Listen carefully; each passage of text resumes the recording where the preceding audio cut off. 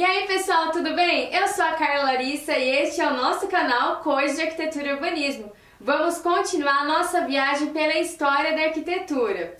Hoje nós vamos falar sobre a África Antiga. Se você perdeu os vídeos anteriores, corre lá no canal, assistem eles, porque nós estamos fazendo uma série sobre a história da arquitetura. A gente começou com a primeira cidade, que é Jericó, e estamos indo caminhando. Hoje a gente parou na África. Bom, é difícil definir o continente africano como uma história só, porque o continente africano é muito grande, rico em cultura, rico em sociedades. Então vamos dividir ele em duas partes. A área saariana, que é ali do deserto do Saara, e a área subsaariana. A área saariana fica ao norte, e ali tem diversos países, entre eles o Egito, que a gente já falou aqui no canal. E a parte de baixo, que é a parte ao sul do deserto do Saara, ficam vários países ali da África. A maior parte dos países da África fica ao sul da área saariana. Essa parte, ela é chamada por muitos, eu digo que erroneamente, como África Negra. Acho que não tem que ter esse tipo de distinção,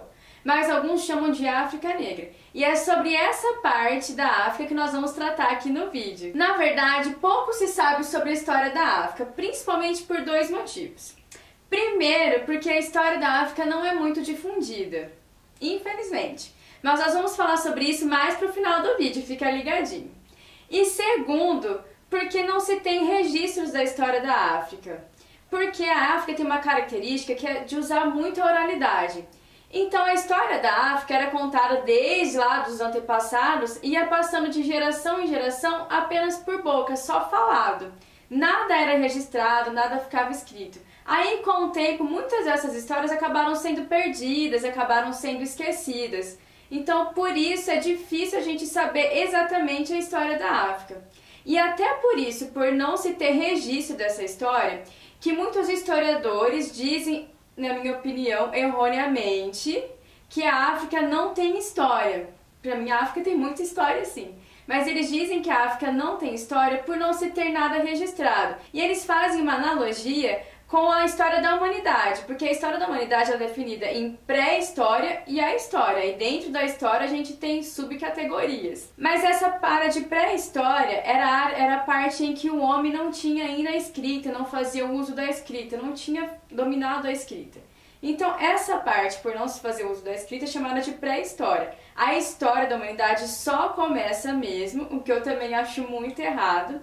A história só começa a partir do momento da escrita. A partir do momento que você tem a escrita, é dali pra frente que começa a história da humanidade. Usando essa mesma analogia, muitos historiadores afirmaram que a África não tem história. Que triste, né? Por volta do século XIX, mais ou menos, muitas expedições foram lá na África para tentar escavar as ruínas que existiam lá e tentar descobrir uma civilização branca perdida que tivesse habitado a África. Mas por que eles quiseram fazer isso?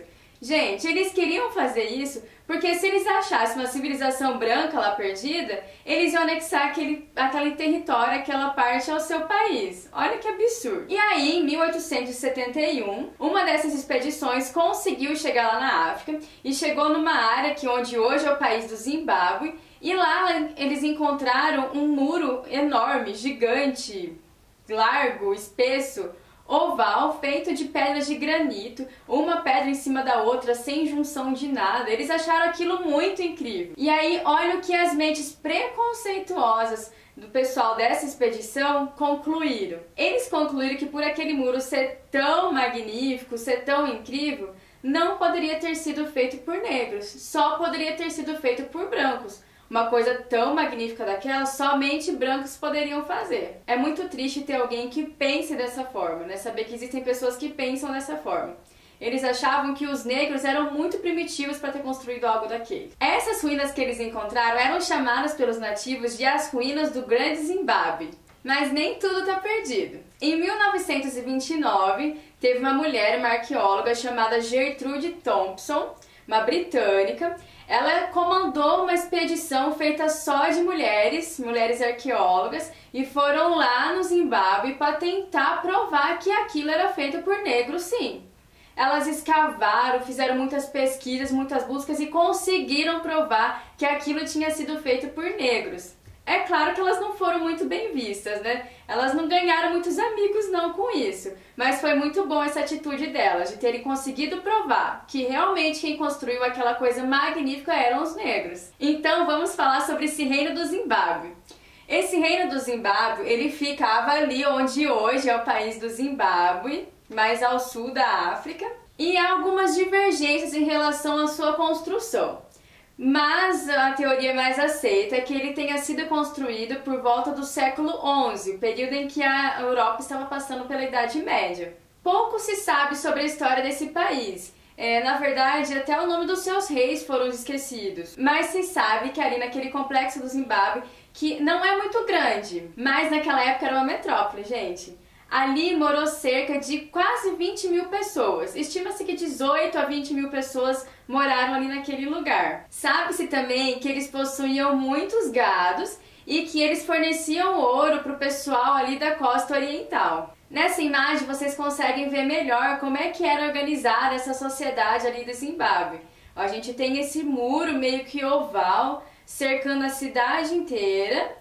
Aí passa um espaço, a gente tem mais uns outros muros, só que um pouco mais abertos, e uns espaços mais restritos e algumas casas ali no meio. Aquelas duas torres, tá vendo mais na ponta ali ao norte? Nós vamos falar delas aqui a pouco. Mas então vamos falar sobre esse muro que é tão legal e que os europeus atribuíram aos brancos. Esse muro formava uma grande parede de forma meio oval, e ele era construído por cerca de 1 milhão de blocos de pedra de granito. Essa parede colossal do muro possuía 8 metros de altura e 5 metros de espessura. Gente, agora olha o que esses povos primitivos, segundo a expedição de 1871, olha o que eles fizeram para cortar o granito. Então ali próximo a Zimbábue tinha muitas montanhas de pedra de granito. Eu não sou muito boa em química. Na verdade, eu não sou boa em química, não gosto de química, mas eu vou tentar explicar para vocês o que é que eles faziam para cortar essas pedras. Hoje, essa técnica é muito conhecida e difundida no nosso mundo, mas naquela época foi uma sacada de gênio, muito legal e muito interessante que eles fizeram. Então, eles iam até essas montanhas, pegavam essas madeiras, pegavam troncos, tudo quanto é tipo de madeira, eles pegavam e colocavam em cima da pedra de granito. Aí depois eles tacavam o fogo nessa madeira. Depois que eles tinham atacado fogo, as pedras de granito, elas começavam meio que fazer umas rachaduras, elas começavam a ter umas rachaduras e ter uns espacinhos, umas brechas entre uma pedra, entre uma parte da pedra e a outra. Aí eles pegavam, depois de muito tempo, depois que já estava quente, eles pegavam baldes d'água e tacavam ali naquela pedra. Esse choque térmico, não sou boa em química, gente, mas esse choque térmico em que as moléculas estavam expandidas, depois com o choque térmico elas tentavam voltar ao normal, isso fazia com que a pedra ela saísse, ela se soltasse. Aí eles tinham blocos maiores de pedra, eles tinham grandes blocos de pedra que se soltavam, não grandes, blocos menores do grandão. Aí com esses blocos menores do grandão eles conseguiam esculpir e formavam os tijolos, muito legal, né? Com esses blocos de tijolos prontos, eles começaram a construir o muro. Aí eles colocaram um bloco de tijolo, colocaram outro e foi indo até dar uma largura de 5 metros, que era a espessura do muro. E foram colocando. E inteligentemente eles fizeram esse muro todo de forma oval, porque eles não usaram nenhum tipo de material para fazer junção dessas pedras. Era pedra posta em cima de pedra e só assim, ó, pedra posta em cima de pedra. Não tinha nenhum tipo de argamassa, nada para fazer a junção desses materiais.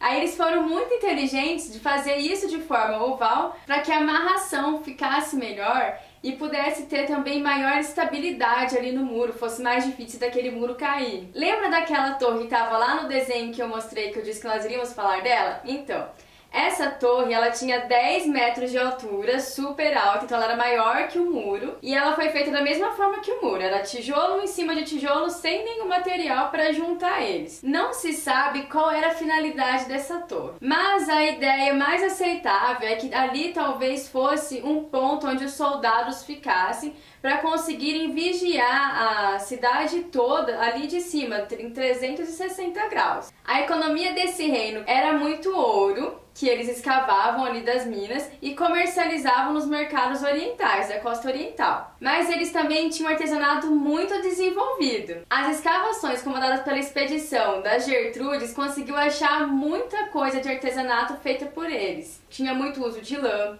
tinha uso de pedra-sabão, tinha uso de madeira, tinha uso de ouro, tinha uso de couro, de argila e de marfim. Tudo isso eles também comercializavam lá no mercado da costa oriental. Outra civilização da África que nós vamos analisar são os povos Dogon. Esses povos Dogon, eles ficavam ali no planalto da Bandiagara, que fica no sul de Mali.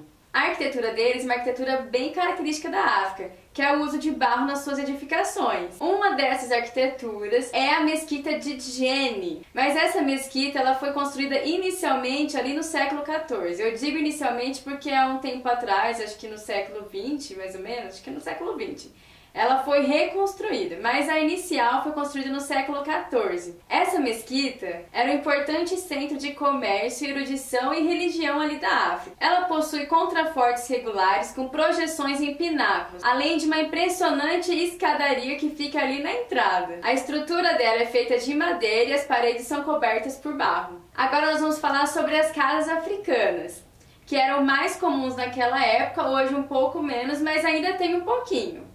As casas africanas elas tinham um formato circular, eram feitas de argila ou pedra e coberta com um teto cônico de palha, geralmente palha, a grande maioria era palha. Mas é claro que essas não são as únicas, tem vários outros tipos de habitações ali da África.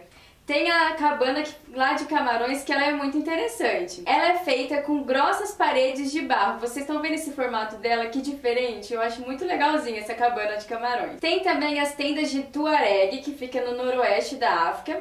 Elas são compostas de fibras e peles de cabras e podem ser desmontadas e transportadas. Outro tipo de casa também são as casas feitas de esteiras de junco.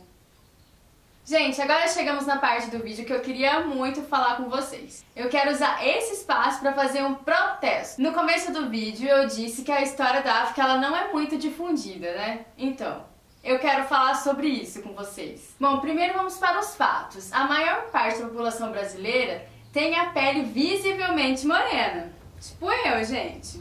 Tem a pele visivelmente morena. Mas segundo dados do IBGE do censo realizado em 2010, negros e pardos somam mais de 50% da população brasileira.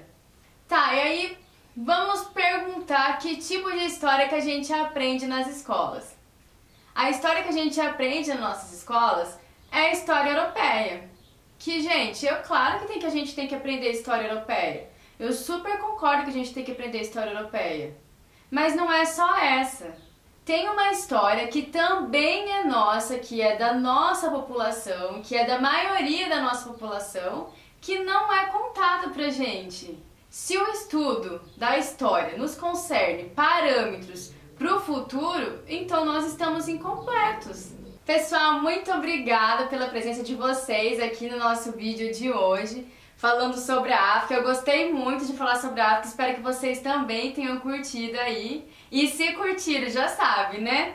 Deixa seu like aqui, se inscreve no canal e compartilhe com os amigos. Ah, e ative as notificações para vocês ficarem por dentro de tudo que a gente postar. No próximo vídeo nós vamos entrar no mundo clássico, vamos falar da Grécia. Não percam! Beijo grande a todos, fiquem com Deus e tchau, tchau!